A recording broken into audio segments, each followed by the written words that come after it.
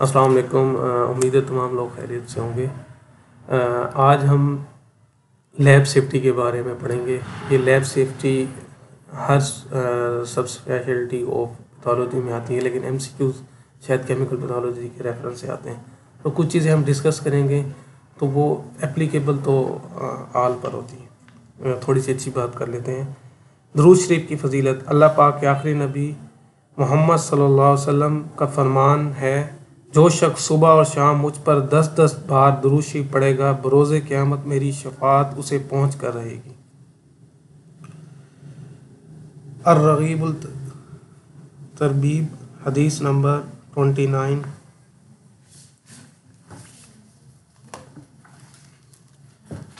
अल्लाह के आखिरी नबी सल्लल्लाहु अलैहि वसल्लम ने फरमाया, हलाकत में डालने वाले 7 गुनाहों से बचते रहो। वो ये हैं: अल्लाह अज़्ज़ा वजल का शरीक ठहराना, दूसरा जादू करना, तीसरा अल्लाह अज़्ज़ा वजल की हराम करदा चीज़ों को, अल्लाह ताला की हराम करदा जान को नाहक कत्ल करना, यतीम का माल खाना, सूद खाना, जहाद के दिन मैदान से फरार होना, सीधी सादी पाक दामन मोमिन औरतों पर जिना की तोहमत लगाना।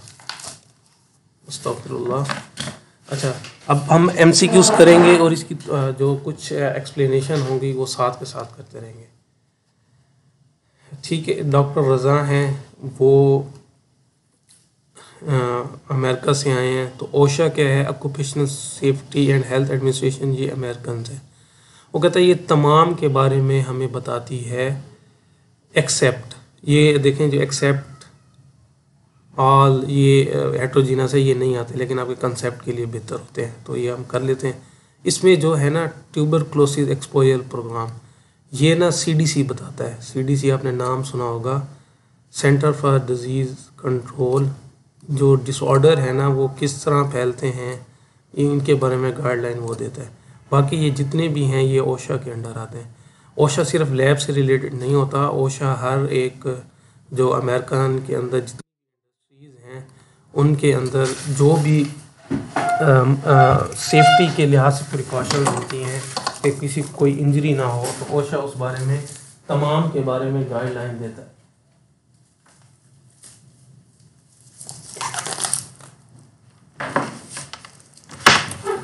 अच्छा, अगला सवाल क्या है कि जो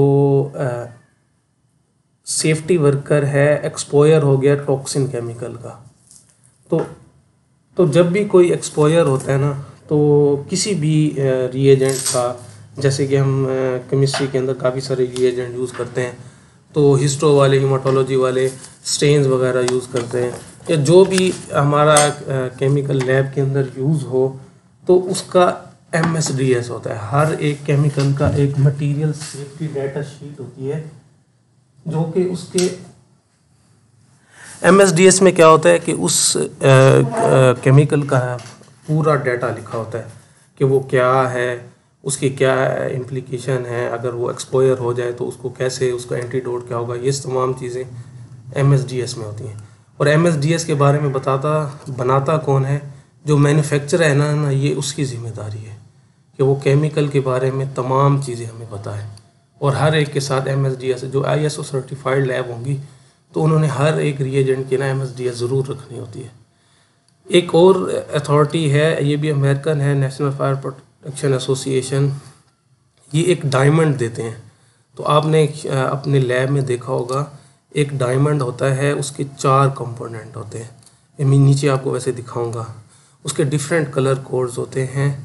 तो कहता है जो नंबर 1 लिखा हो और ब्लू में हो, तो वो किस चीज़ को शो करता है। मैं नीचे आपको दिखा देता हूँ, ये देखें, ये डायमंड है, ये देखें, ये डायमंड शेप है। इसको अगर आप गौर से देखें तो ये एक डायमंड शेप है। तो इसके अंदर जो नंबर 1 है ना, ये स्लाइटली हैज़र्डस है। थोड़ा सा नज़र नहीं आ रहा, तो आप इसको नेट पे देख लीजिएगा। ये स्लाइटली हैज़र्डस मटेरियल जो है ना, ये वो है, ये इसका C होगा। तो ये डायमंड को आप अच्छी तरह देख लीजिएगा, ये बहुत ज़रूरी है, उससे आपको काफ़ी क्लू मिल जाएगा। अच्छा, फायर एक्सटिंग्विशर यूज़ करना है फ्लेमेबल मेटल की वजह से, ये भी एक पूरा टेबल है, इसको आपको देखना पड़ेगा, ये हर पैथोलॉजिस्ट को आने चाहिए। तो उसके लिए हम ना जो फ्लेमेबल मेटल्स होती हैं ना, उनके लिए ड्राई पाउडर यूज़ करते हैं। क्रोसिव मटेरियल स्पिल हो गया लैब, आफ्टर डिल्यूटिंग क्या करना चाहिए? मैं आपको पहले भी बताया, जब भी कोई मसला होगा तो MSDS को कंसल्ट करेंगे।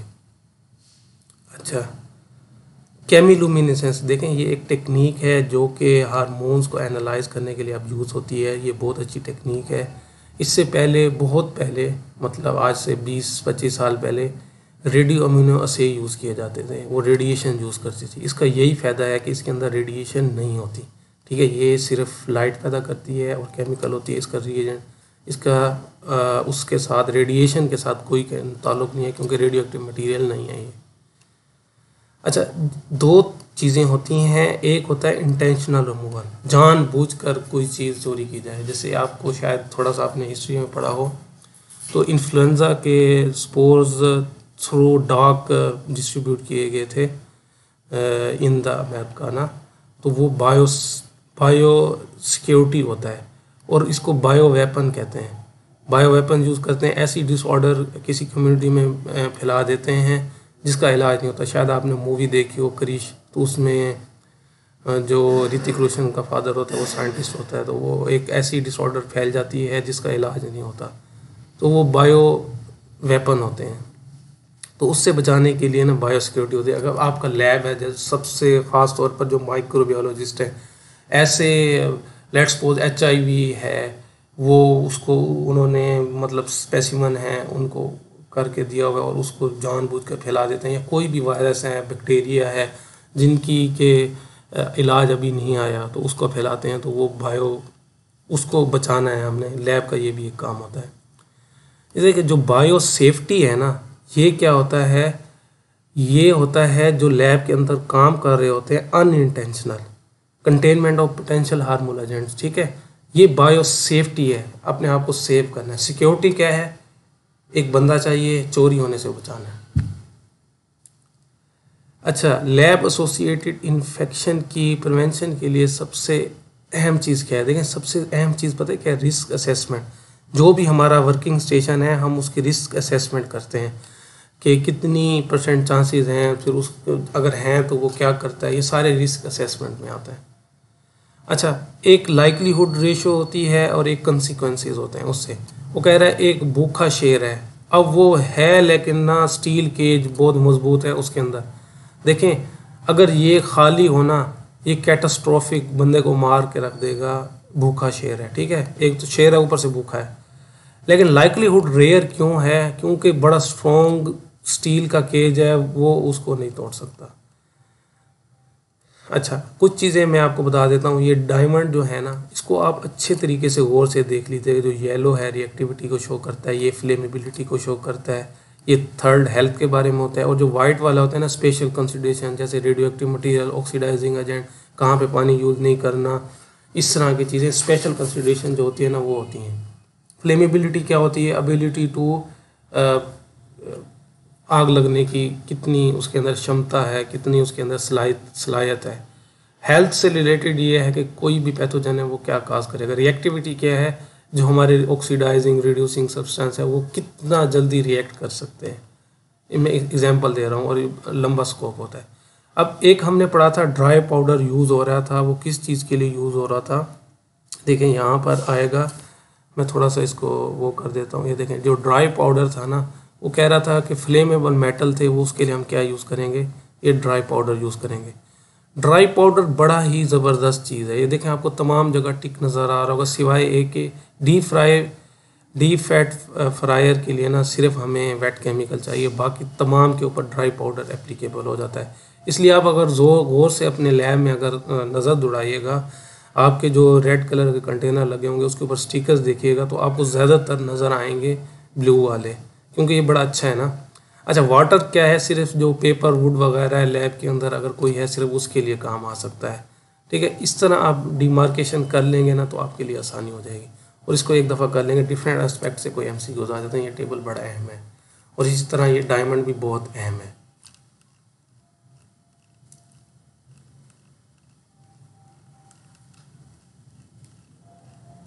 हम देख लेते हैं कोई नीचे चीज़ ऐसी हो जो हमें हेल्पफुल करे। तो बाकी ये दी हुई है इसकी एक्सप्लेनेशन, तो ये आपको काफ़ी हेल्पफुल होगी। उसके अलावा हम सवाल कर लेते हैं जो कि रिलेटेड हैं, जो कि हमारे वो एक फ़ाइल बनी हुई है उसके अंदर है। कुछ सवाल तो काफ़ी सारे बिगनर्स के होते हैं, तो कुछ आपको वो मैं देख लेता हूँ कि वो कौन से हैं, वो आपको मैं करा देता हूँ। अच्छा देखें, ये फ़ाइल मैं ना कमेंट्स के अंदर पहले कमेंट में ना शेयर कर दूंगा ये वाली फ़ाइल। बाकी वो दूसरी है बिगिनर्स वाली, वो तो आपके पास होगी सॉफ्ट कॉपी में। अब वो वही बात है, ये प्रोफेसर अकील है, माइक्रोबायोलॉजी का है, कि इसके अंदर क्या था कि वो चाह रहा है कि ये रिस्क ऑफ इंटेंशनल रिमूवल ना हो, तो ये हम कर चुके हैं। क्या है? बायोसिक्योरिटी है, ठीक है, बायोसिक्योरिटी है। अच्छा, अब वो कहता है कि येलो कलर जो है ना, हम पढ़ चुके थे, रेड वाला था फ्लेमेबिलिटी का, येलो था रिएक्टिविटी का, तो ये रिएक्टिविटी है। अब ये देखें, फायर हैजर्ड है, ठीक है, ये रिएक्टिविटी है। अब वो कितना है, ठीक है, स्पेशल कंसिडरेशन में एसिड अल्कली हो गया, ऑक्सीडाइज़र हो गए, ठीक है, इस तरह की चीज़ें आपके लिए आ जाती हैं और हेल्थ के लिहाज से वो आ जाएंगे।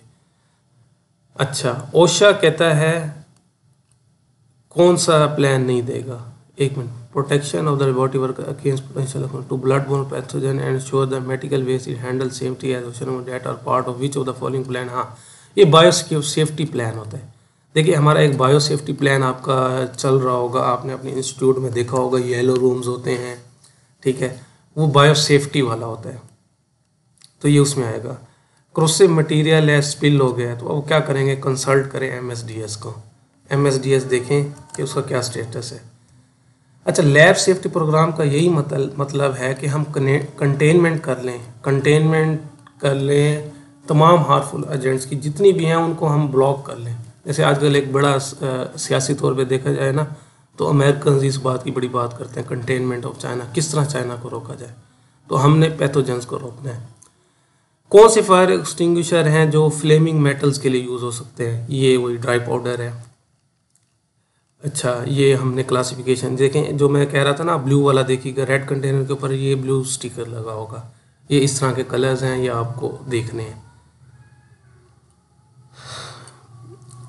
आल रेलिवेंट इंफॉर्मेशन हैजर्डस केमिकल, उसको कहाँ से मिलेगी, एमएसडीएस से मिलेगा, उसको तमाम जो डाटा है उसके मुतालिक, केमिकल के मुतालिक, वो उसको एमएसडीएस से ही मिलेगा।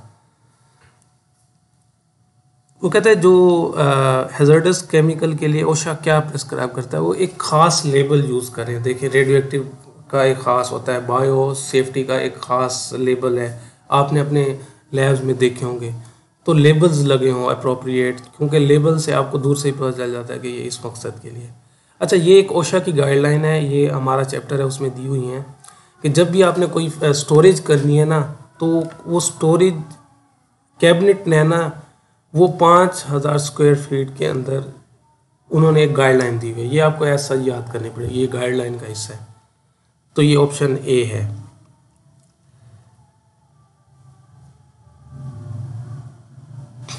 अच्छा, अब एक चीज़ बड़ी चल रही है कि एक ट्रेनिंग प्रोग्राम के अंदर सेफ्टी ऑफिसर है, वो चाह रहा है कि कोई ऐसा मेटल ख़त्म कर दे जो नहीं यूज़ होना चाहिए, या केमिकल, वो ना मरकरी है।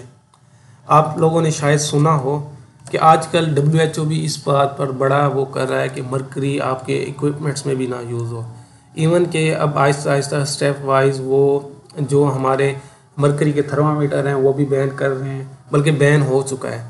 आपको मार्केट में ब्लैक में मिलता है, मेरी मिसिस का भी ट्वीट्स का था, तो मैं लेने गया था, तो मुझे बड़ी मुश्किल से मिला था।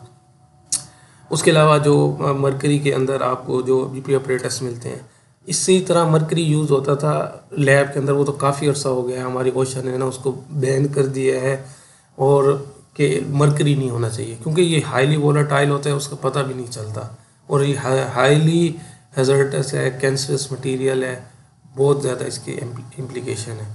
थैंक यू, आज के लिए हमारा सेशन इतना, उम्मीद है ये आपको काफ़ी हेल्पफुल होगा, दुआ में याद रखिए।